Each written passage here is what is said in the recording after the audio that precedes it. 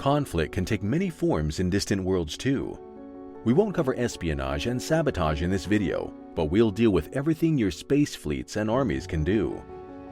Please note that as is usual in Distant Worlds 2, you can control as much of this part of the game as you wish, or you can also choose to automate it and leave it to your advisors.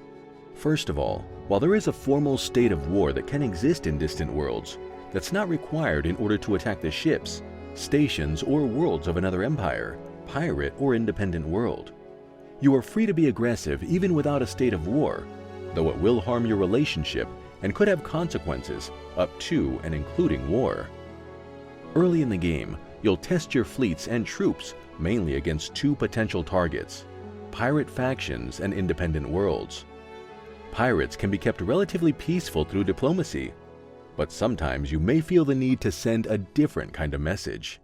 In those cases, a fleet attack on a pirate home base to destroy or capture it tends to resolve the problem entirely.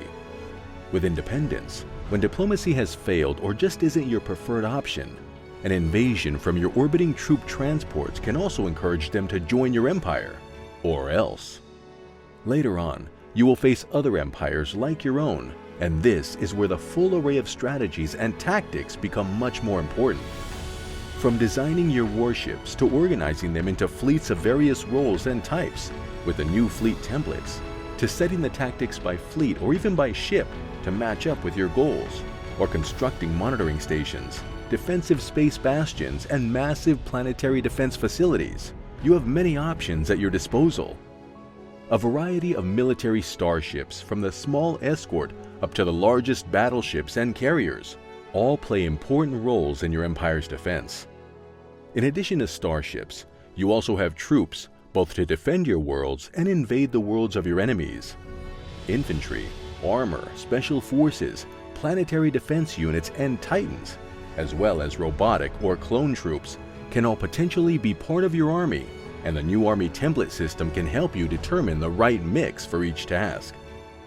The ground combat system takes a variety of factors into account, from each side's suitability to the planet's environment to control of the space above. Admirals and generals, who gain in experience over time, can help you achieve your military goals. Fleet and army missions such as blockade, bombard, raid, invade, attack, and capture can lead to many creative plans for success and conquest. While many factions in Distant Worlds 2 prefer peace, they exist in a galaxy where even the peaceful must be prepared to defend their interests.